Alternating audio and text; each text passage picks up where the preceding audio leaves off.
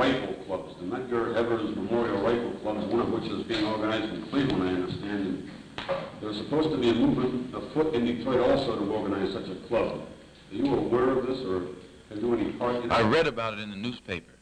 Are you a personal part of it? I have not taken any personal hand in the organizing of any rifle clubs. I have only told Negroes that faced with the brutality that they've experienced in this country for 400 years, and the inability or unwillingness of the government to protect us against this brutality, then if the Negro intends to be recognized and respected as a man, he should do whatever is necessary to defend himself in the same way that whites have done to defend themselves.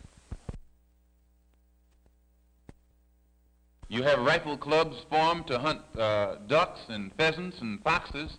I don't see why you can't use the same method to keep the wolf away from your door.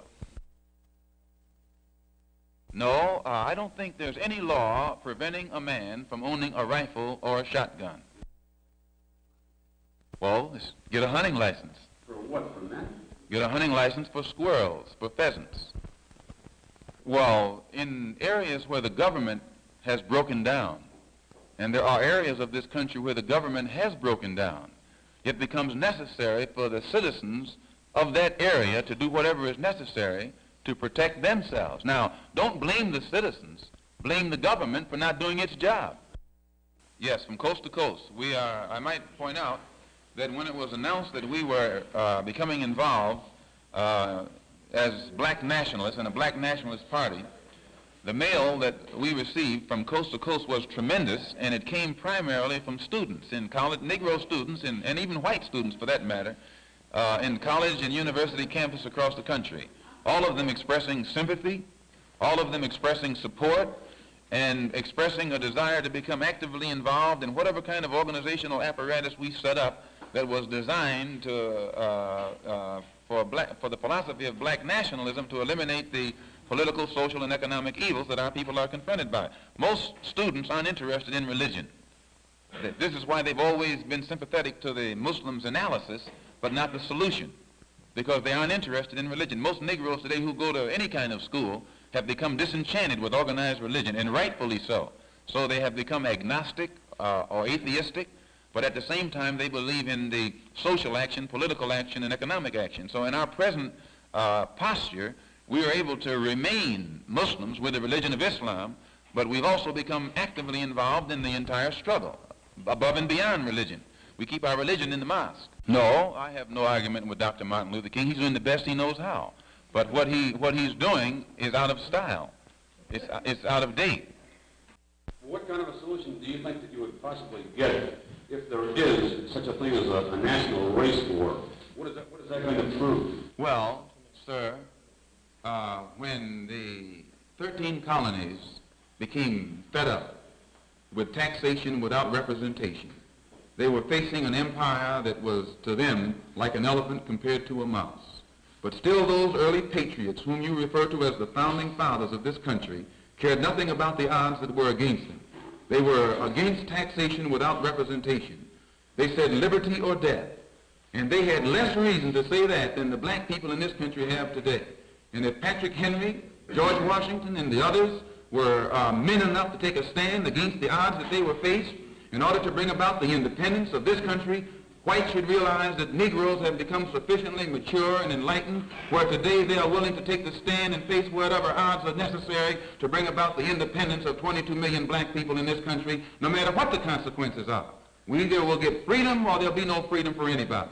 Well, discrimination is not peculiar to the black person, is it? Well, in this country, it is.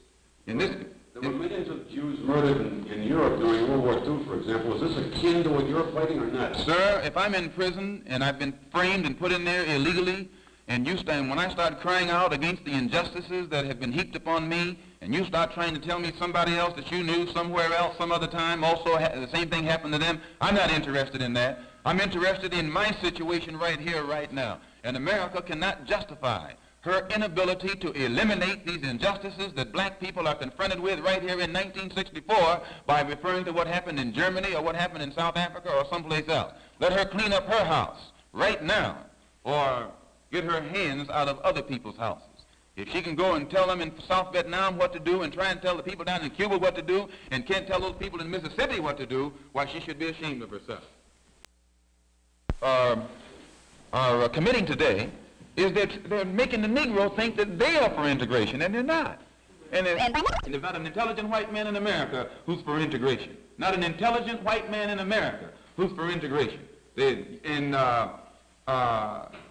So once you sit over here as a white man and let the black man sit over here as a black man, let the black man speak his mind as he feels, and let the white man speak his mind as he feels. This is communication.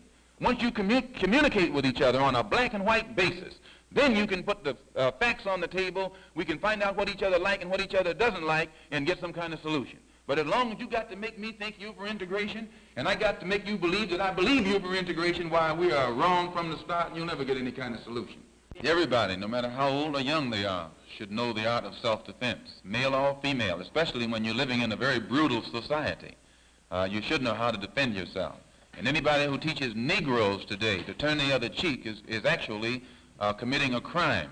Anyone who teaches Negroes to love those who hate him is actually making the Negro go contrary to the law of nature and making the Negro go contrary to his own intelligence.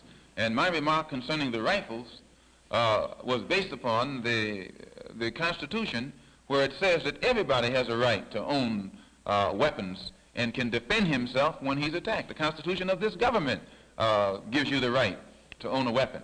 And I said that in areas of this country where the government has proven itself either unable or unwilling to defend Negroes, it's time for the Negro to defend himself. When you are in a civilization or a society or a government in 1964 where your churches can be bombed and your little girls be murdered and you can't do anything about it, then you need to crawl down the sewer. You don't even need to wait to be flushed. So there is nothing wrong with what I said, and there's nothing criminal or against the law in what I said. White people defend themselves, black people should defend themselves. This doesn't mean that we should take a rifle and go out and initiate acts of aggression. But I used to be a burglar, and I burglarized the home, and when I was a Christian, I was a burglar. And in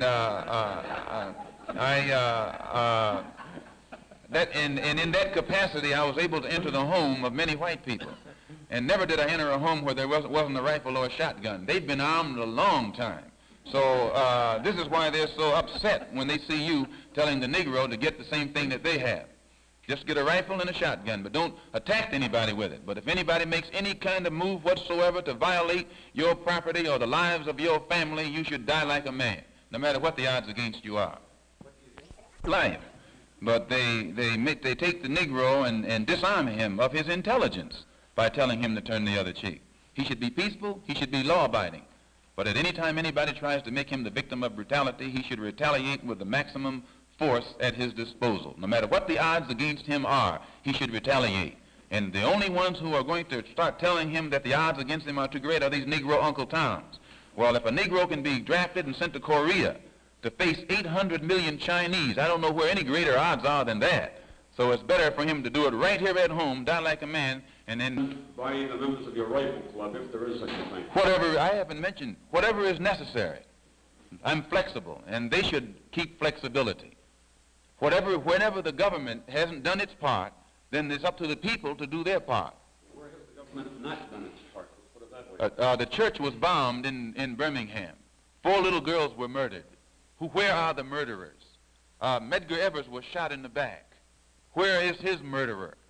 Emmett Till, Charles Mack Parker, and 2 little boys were shot down right after the church was bombed. All of this happened right after the March on Washington. Where was the government? All the government did was send a football coach down to look into the matter. No, the government has broken down. So the Negro who today is saying he's going to retaliate the burden shouldn't be upon us. The burden is on the government. Let the government do its job, and then it won't have to worry about things getting out of hand. Well, don't you think that the police departments of this nation actually did try to find out who bombed the church? No. The police were probably in cahoots with the bombers of the church. In what way? In whichever way it was necessary to bomb the church. Evidently, you aren't familiar with Birmingham. It was policemen who were sicking dogs on the babies. It was policemen who were drowning the innocent little children with water hoses. It was the policemen who were using cattle prods on innocent Negro demonstrators. So the policemen in this country are the ones who are responsible for the brutality and the violation of the rights of the persons who are demonstrating, trying to get some kind of implementation of the Supreme Court desegregation decision. So the policemen themselves have become guilty of violating the rights of the people. So what are the people to do? Call upon the same ones who are victimizing them to protect them? No. They have to protect themselves. Excuse me for raising my voice. They have to protect themselves. But I get excited when a white man becomes so concerned over Negroes defending themselves. All the white man has to do is stop brutalizing the Negro, and then he doesn't have to worry about the Negro doing whatever is necessary to defend himself. It's enough to get you excited.